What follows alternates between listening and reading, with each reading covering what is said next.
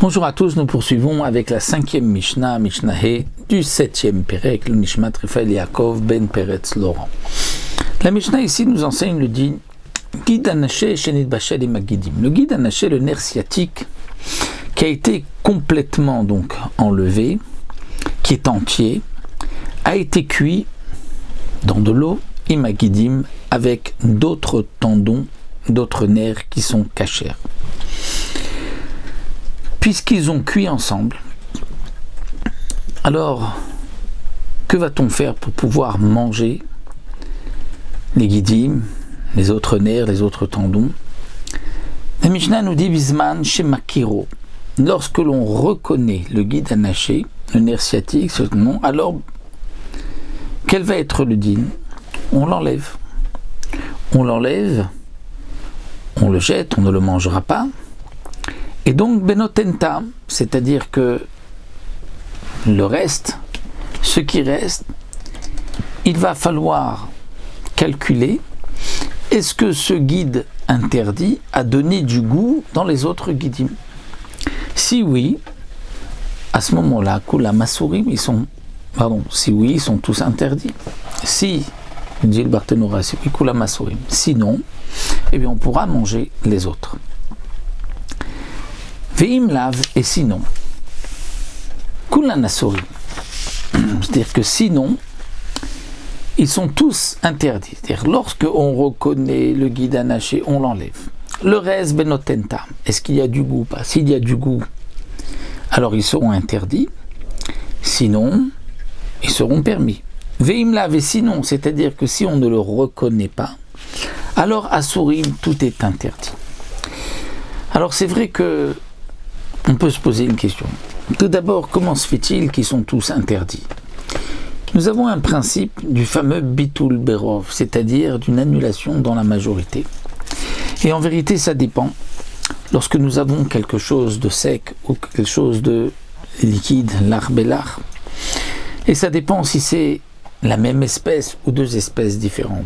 D'une manière générale, lorsque nous avons un morceau de viande qui s'est mélangé avec deux autres morceaux, un morceau de viande d'une bête qui n'a pas été égorgée, nevela, ou d'une bête tréfa. Et ce morceau de viande, un simple morceau de viande, s'est mélangé avec deux autres morceaux de viande. Nous avons un principe chad betre batel, puisque c'est sec, yavesh be yavesh, et que c'est la même espèce, min be mino, il s'annule lorsqu'il y a une majorité contre lui. 2 contre 1, il s'annule. Et donc on peut manger. Et là, nous avons une marloquette rishonim. Est-ce qu'on peut manger les 3 ou est-ce qu'on peut manger 2 des 3? Mais en tout cas, l'interdit est annulé. Je peux manger au moins 2 morceaux ou les 3 l'un après l'autre, d'après certains rishonim, parce qu'on considère que le morceau s'est annulé. Mais attention, si le morceau est ce qu'on appelle khatira ou yalitrabet, c'est-à-dire un morceau avec lequel on peut honorer quelqu'un, c'est-à-dire un morceau important, un morceau qui est présentable, à ce moment-là, il est chachouv, il est important, il ne s'annule pas. Ou bien encore, comme le cas du guide anaché. Le guide anaché ici, il s'est mélangé avec d'autres guidim. Normalement, on devrait appliquer le din de min bemino, c'est yavesh, donc 2 contre 1, dès qu'il y en a 2 contre ce guide anaché, eh bien il s'annule, ça devrait être permis. Pourquoi la Mishnah nous dit que si on ne le reconnaît pas, c'est interdit? C'est parce qu'il y a une notion de beria, comme nous l'avons vu, c'est-à-dire que le guide anaché, lorsqu'il est entier, et comme il est depuis sa création, donc là, beria, une créature qui était vivante, parce que la bête était vivante, donc il a une importance particulière et il ne s'annule pas. Donc c'est pour cela que sur ce premier point, lorsque la Mishnah nous a dit le guide anaché a été cuit avec d'autres guidim, si on le reconnaît, alors on l'enlève, sinon tout est interdit. Donc si on le reconnaît, on l'enlève, sinon tout est interdit, ça on l'a expliqué, puisque sinon tout est interdit si on ne le reconnaît pas, parce que lui ne s'annule pas, donc il y a un interdit qu'on ne voit pas, tout est interdit. Mais lorsqu'on le reconnaît, on l'enlève. Et les autres guidim pourront être mangés ou pas. Là, la Mishnah nous fait intervenir une nouvelle notion, benotenta. C'est-à-dire que n'oublions pas, même si le guide, je l'ai enlevé, et donc je ne vais pas le manger, mais en le faisant cuire avec les autres guidim, il a dégagé du goût. Et donc le goût qui est passé grâce à la cuisson est rentré dans les autres guidim. Donc les autres guidim ont le goût d'un interdit.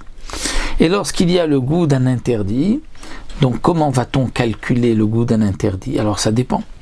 Lorsque c'est quelque chose qui n'est pas de la même espèce, donc on pourrait donner à goûter à un non-juif, et il va nous dire est-ce qu'il y a le goût interdit ou pas. Mais là, comme il s'agit de guidim avec d'autres guidim, donc ils ont tous le même goût, donc comment va-t-on savoir puisque c'est min bemino? Et donc là, les chachamim ont dit, benoten ta'am, on va évaluer, donc c'est le principe de 1/60e, lorsqu'il y a 1 pour 60, généralement lorsqu'il y a 60 fois plus que le issour, donc on considère qu'il n'y a plus de goût.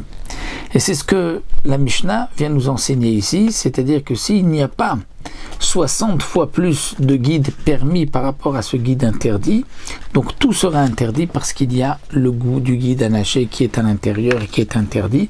Et comme nous l'avons vu plus haut, il y avait une marloquette, est-ce que le guide est lui-même interdit, est-ce qu'il y a begidim, benoten, ta'am ou pas?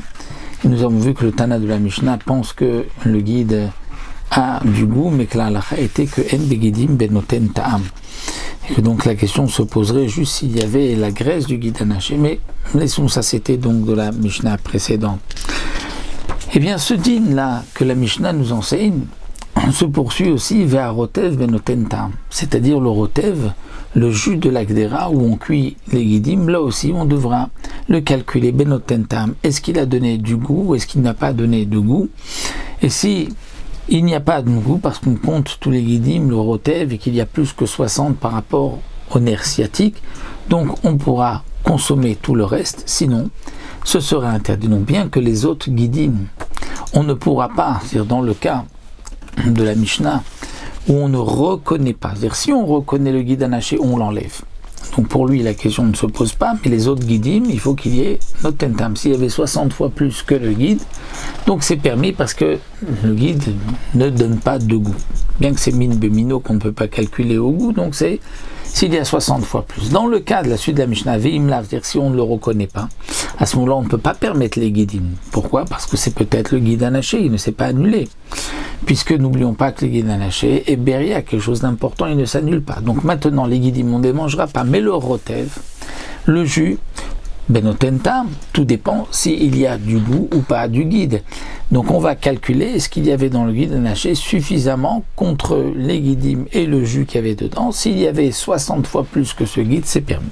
Sinon, c'est interdit. Vechen, et de même la Mishnah nous dit le din sera le même pour Khaticha shel nevela. Un morceau de nevela, et là, comme nous l'avons vu, il s'agira d'un morceau important, où il est trabet, avec lequel on peut donc offrir à des invités, donc c'est un morceau qui ne va pas s'annuler, ou bien vechen khaticha shel dak tamé, ou bien un morceau de poisson non cachère, mais aussi un morceau important, chez Nidbashlu machatichot, qui ont été cuits avec des autres morceaux semblables, donc un morceau de nevela d'une bête qui n'a pas été égorgée avec d'autres morceaux de viande, un morceau de poisson avec d'autres morceaux de poisson. Alors bisman chez Makiram, si on reconnaît le morceau de viande interdit, le morceau de poisson, alors on l'enlève. Et s'il y a dans les autres morceaux benoten ta'am, c'est-à-dire il y a plus que 60 contre ce morceau de viande ou de poisson, c'est permis, sinon c'est interdit. Ve'imlav, et sinon qu'on ne reconnaît pas le morceau ou le poisson, et donc il ne s'annule pas dans la majorité, alors on va interdire tous les morceaux de viande, kulan asurot, mais le rotev, benoten ta'am, mais le jus, puisque le jus, c'est sûr que ce n'est pas un morceau de viande, mais il a reçu le goût de la viande, donc il faut qu'il y ait 60 fois plus dans le jus et dans les morceaux de viande contre ce morceau de viande qui est donc ici interdit.